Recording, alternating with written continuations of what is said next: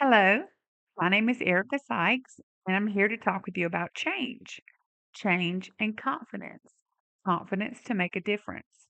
More specifically, self efficacy, the self efficacy to make a difference. For 15 years, I worked as a fourth and fifth grade EIP math teacher. During that time, I co taught with some of my early childhood colleagues and was privy to some of their deep seated curricular concerns regarding their self determined ability to teach the Georgia performance standards. I found through discussions that most of the teachers completed only one or two college level mathematics courses while completing their degree requirements. In addition, several of the teachers had to repeat a mathematics course numerous times before achieving a passing grade in the course. Many of them did not like teaching math. Matter of fact, they hated teaching math. This prompted my exploration of elementary level teacher math self efficacy. Perceived self efficacy refers to beliefs in one's capabilities to organize and execute the courses of action required to produce given attainments. Effective functioning, according to Bandura, requires not only skills, also the efficacy beliefs to use them well. Efficacy beliefs impact the courses of actions people take, the amount of effort applied to the action, the length of time they persevere if faced with obstacles, and their resilience to failure. Self efficacy beliefs influence the amount of stress and depression experienced while coping with environmental demands, whether self aiding or self hindering. Patterns are present, and the level to which one perceives accomplishment. In general, self efficacy is a powerful construct, and this is particularly true when implementing a new curriculum. Once again, Georgia's mathematics curriculum has recently experienced revisions. The revised K 12 mathematics curriculum is the product of collaborative efforts among Georgia math teachers with input from educational leaders, parents, and students, in addition to other members of the community. It's designed to have clear expectations and build strong mathematical foundations for Georgia students with a reasonable volume of content each year. As written, these standards allow students to flexibly use standard algorithms as well as other mathematical strategies, thus enabling teachers to support individual student needs. However, curriculum reform impacts teacher effectiveness. With an apparent awareness of this impact, the Georgia Department of Education provided curriculum training to its teachers. The 2021, 2022, and 22-23 school years focused on preparing Georgia math teachers for implementation. The first year of full implementation occurring during the 23-24 school year. Of the changes made by this revised curriculum on Georgia's mathematics teachers, a change in level of self efficacy is of greatest concern. Teachers with a higher sense of self efficacy tend to have higher measures of student achievement. Classroom environments that are more responsive to students, persist longer with struggling students, and embrace the use of more diverse instructional strategies rather than just relying on drill and practice. In fact, some researchers claim that teachers' beliefs about their efficacy of mathematics teaching may be the most salient efficacy belief in determining students' achievements behavior in mathematics, with teacher efficacy beliefs having a stronger impact on low achieving students than on high achieving students.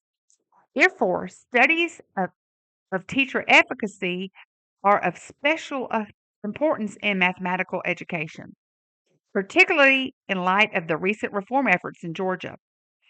Mathematics reform threatens teacher efficacy. It often requires the use of unfamiliar instructional strategies, an understanding of additional content knowledge, the engagement of cognitively lower functioning students in abstract reasoning, and the facilitation of classroom discussion taking unexpected directions. As a result, mathematics teachers respond to reform in different ways, ignoring or blatantly resisting changes, continuing current practices under the guise of reform, achieving new levels of success through the management of change. This potentially creates a mismatch between the pedagogy required in reform efforts and the basis on which mathematics teachers have traditionally felt efficacious in instructing. Researchers warn that new sources of efficacy consistent with reform efforts are needed, and failure to investigate new foundations of efficacy in teaching mathematics potentially limits the impact of reform. He claims reform based teaching practices, including choosing problems, predicting student reasoning, facilitating discourse, and telling judiciously, are potential avenues for building and maintaining efficacy beliefs. The search for new sources of self efficacy, however, may be notably more difficult for a certain group of teachers. And that group of teachers is elementary level teachers. Elementary level teachers are known for their love of children rather than mathematics. In general, the kind of person who is drawn to elementary school teaching is not necessarily the kind who enjoys mathematics. However, elementary school teachers are a significant part of any individual's early mathematical environment. Therefore, teaching new, unfamiliar mathematical content potentially leads to greater declines in the elementary teacher's sense of efficacy. In addition to the elementary level teacher's increased susceptibility to lowered self efficacy as a result of mathematics reform, early childhood teachers have the greatest impact on students' intellectual efficacy. As Bandura explains, children's development of conceptions regarding their intellectual capabilities is formed during the early school years. A teacher's sense of efficacy, therefore, is likely to be especially influential on young children because their beliefs about their capabilities are still formative and relatively unstable. Therefore, the purpose of my study is to investigate elementary teachers' mathematics teaching efficacy, their level of agreement with professional standards of school mathematics, and their instructional practices in relation to Georgia's curricular revisions consistent with principles for standards and teaching of mathematics. This research is significant due to its ability to add to current research on mathematics teacher efficacy. Researchers have been interested in teacher efficacy for decades. Despite the continued prevalence of teacher efficacy in educational research, mathematics teacher efficacy among teachers, elementary level teachers in particular, remains ignored by most researchers. Moreover, efficacy is not uniform across subjects. So, efficacy scales should be linked to the various knowledge domains.